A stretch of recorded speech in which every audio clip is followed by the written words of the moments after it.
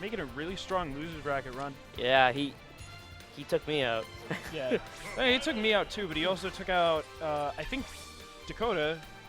Yep. And Daybreak. Yep. He is taking out a few names, to say the least. Yeah. But let's see if he can continue against the Sheik. Or a Sheik, because there's 2 more in his way. Now, Game & Watch Sheik. What stage would Game & Watch 1 against a Sheik? I think Advo likes to start Battlefield. Yeah. Yep. Regardless of how his opponent feels, I've seen him counterpick Battlefield a couple times today, and I've seen him start Battlefield a couple times today. Wow. Or he started that match with a bouncing fish. That's new. I haven't seen that before. He wasn't punished for it. No, he wasn't. Bouncing fish is pretty hard to punish, even on Perfect Shield. Yep. Unless you have crazy aerial mobility. Now let's see if Game & Watch can get past Sheik's near perfect frame data. Ori building up a little bit of damage. Ooh. Well, the nice thing about Game & Watch is his openings do provide for a good amount of damage, and he is a pretty powerful character. Sheik is the type of character that loves to have hitboxes out, and that can backfire when you have a character that has a move like Game & Watch's up smash. Yep. Since it is invincible. Yep.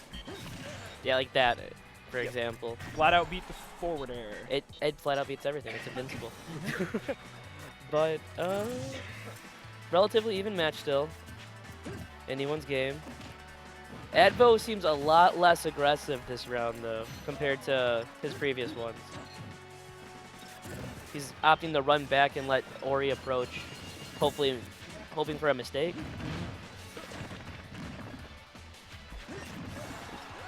Oh my gosh.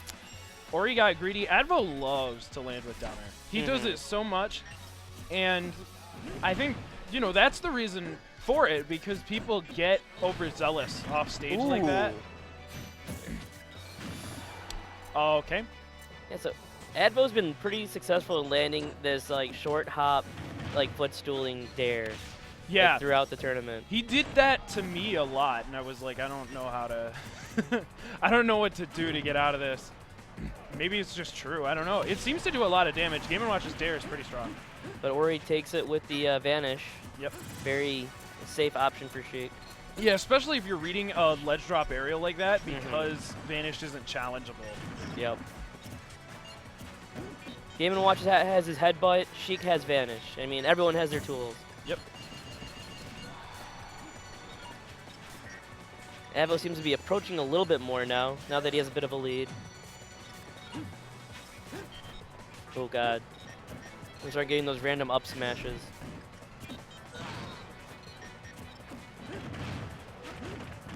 Not quite, no.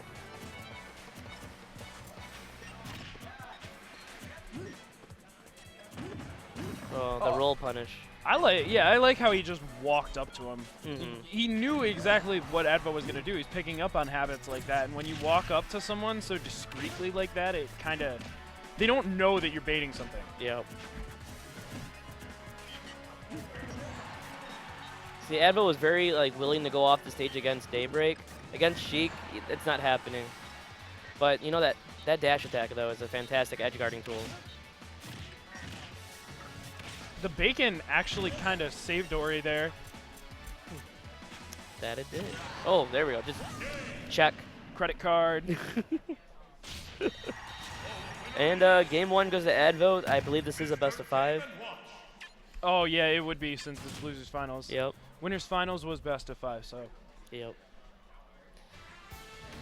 Now, where would Sheik want to take Game & Watch?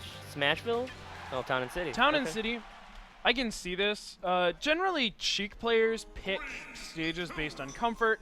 There's really no such thing as a bad Sheik stage, although there may be, depending on the matchup, but a lot of Sheiks are comfortable here. There's a lot of room to move around. Sheik does get a lot of kills off the top, so low ceiling benefits. Yep. Since the 50-50 will start killing earlier, and the earlier the better. Ooh, that key though. He's just getting lots of dares off, but Ori is in the lead right now.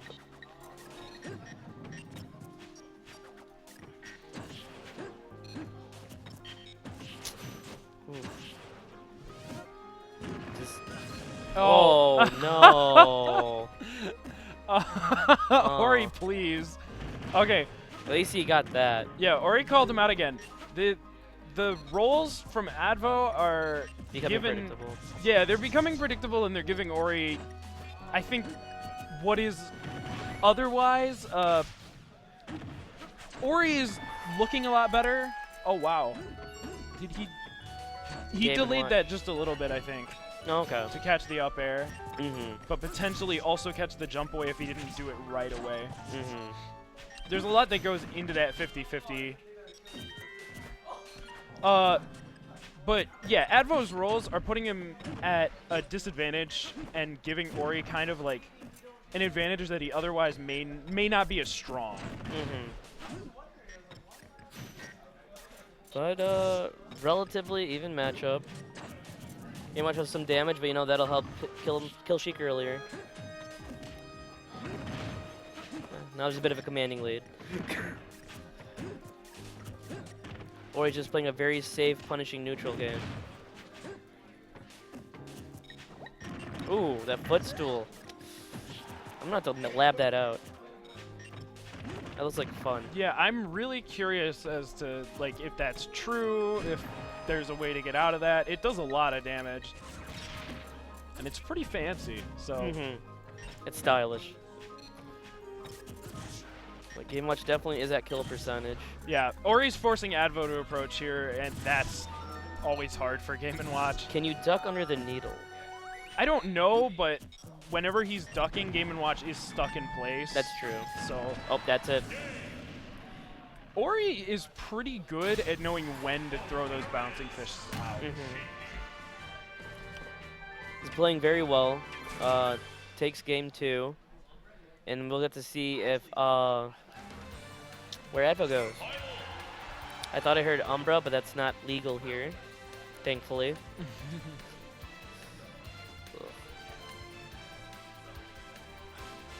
So let's see, maybe Dreamland for the triangle formula. You know, it seemed like Advo liked that. Yeah, yeah, that was a good guess because Advo does seem to really, really like Battlefield.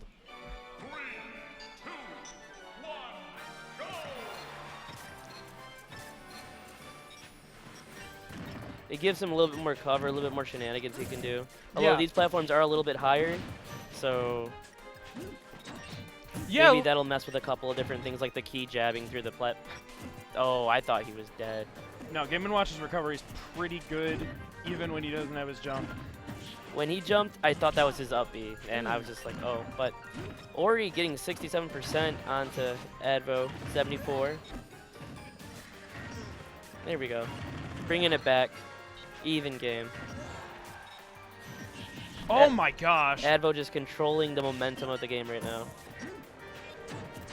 Ooh. Yeah, serious adjustment from last game for sure, because Yeah. Ori was in control pretty much the entire That's game. it. Those ledge drop aerials are not. They're always a huge risk against Game & Watch. Don't approach Game & Watch from above, and don't challenge him off stage. Yeah. Those are the rules against Game & Watch, and you will probably do a little bit better. I wish I remembered them when I was playing. Yeah, I definitely learned things about his up smash the hard way. I thought that was on a kill. I think everyone has to learn some matchups the hard way. Yep. Oh, not quite. Good defense by Advo right now. Just hanging in there.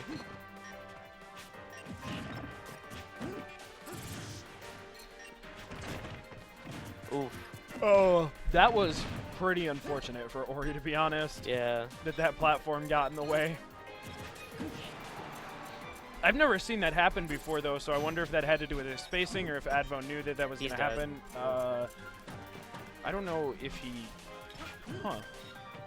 I think he was just doing a falling up air and just didn't space it with enough space to do it all. Yeah, well, he went the wrong direction, so I don't know if he misjudged and Oh. meant to, or if it was a mistake. Back to being an even game. Yeah, though, one of the hardest things about this matchup for Game & Watch is the fact that Sheik can have stage control from pretty much any part of the stage. Yeah, that's definitely true. Sheik can be on the edge, and Game & Watch is still forced to approach because of needles. So even though she has her back against the ledge, she still is the one with stage control. And this is just a little pet peeve, but as someone that used to main Game & Watch, like I can't stand people that just randomly throw out the hammer. Just like you could have done something a little bit more optimal there instead of trying to rely on like some lucky 9 kill. But I guess that I'm just not a Game & Watch main at heart, I guess, because they all like that cheese. But it's hilarious as long as you're not on the receiving end of it. Yeah, that's very true. I was telling Dakota earlier when Advo was playing against me, my first stock, he got me to 155. The only damage that I got on him was jab in like 3 or 4 ones that he pulled out. So, I mean, if you want to keep pulling out, it's fine. I just better options, but back air will finish it. Game 3. Looked like a little bit of a weak hit too. So yeah. It's just Game & Watch being light. So, Battlefield did not work. Oh, you were yawning a big yawn. Sorry, I'm tired. No, you're fine. Long day. But,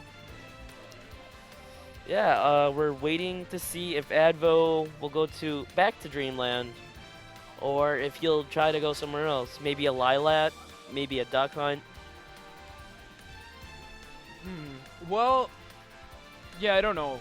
It may favor Advo to just go back to Dreamland since he's comfortable there. And that's what I was thinking, but I usually go for comfort over matchup benefit. Usually. Well, as a zero-suit main, you're afforded that luxury. That's fair. That's fair. I have like one bad stage, but FD. Regardless, I think. No, Lilat. Oh, Lilat. Okay. Regardless, I think it's usually better to go with stages and characters that you're comfortable with. That may not be true at the highest level of play, but at our level, I think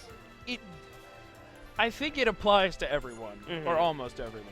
Oh, definitely, it's definitely a solid philosophy for most people. Okay, Advo picking Marth here. I'm about to say, I thought I heard Marth. Time for the melee jokes. I'm not sure how this matchup is in comparison to Game & Watch. I actually hear a lot of people say that Game & Watch Sheik is not that bad for Game & Watch. Marth Sheik, kind of hard for Marth because, again, Marth has a little bit of trouble approaching. Approaching Sheik is something that not very many characters can do effectively. Yep. Your Pikachus, maybe 1 or 2 other characters. Yeah. It's difficult for sure, but, of course, like most Sheik matchups, the goal is to kill her before she kills you. Yep. And get more off of your conversions than she does. Or survive until the point where she can't do that 50-50 anymore. Yeah, and that's something Marth can definitely succeed in. Some of Marth's tippers kill really early. Tipper F smash will kill you at absurd percents. Especially with Rage, which is something you're almost guaranteed to have against Sheik. Yeah. Oh, I thought he was about to just, give up for a minute. Yeah, I wasn't sure what he was going for there, but he knows better than we do. Yep. There's a reason that he's in Losers Finals. And we're not. And we're commentating. Yeah.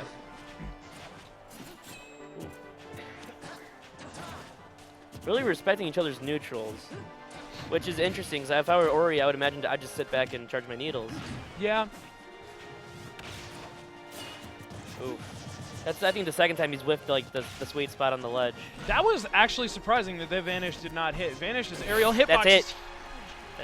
Woo! Ori pulled back there because I think when he went over Advo with the bouncing fish, he expected Advo to go behind him, so he went back as a mix-up, and Advo caught it with the jab, so good on him. Yeah, those buffs were definitely nice for Marth. Oh, no. Ori missed that. I don't know if that was a confirm, but it was definitely a setup and a potential kill. It's always the worst when you have the right thing in mind and you know what they're going to do, but you do the wrong option. Oh, as a DK main, we have a pretty standard flow chart, and sometimes I deviate unnecessarily, but... Well, even if you just make a mistake and you're like, oh, I know what they're going to do, but you make a tech error or something like that, it's rough, and it can lead to situations like this where you take unnecessary damage, and Ori's in that position right now, and he's got to find a way out of it. That's it. Nope. Nope. Other side of the stage. Okay.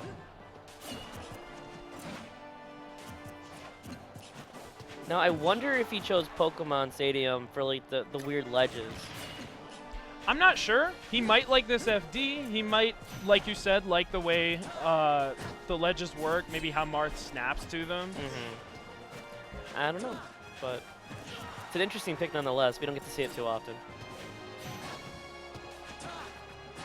Shoutouts to Pokemon 20 years old. Yep. Shoutouts to Twitch watches Pokemon for being the epitome of Twitch. All right, Ori catches that roll with the back air.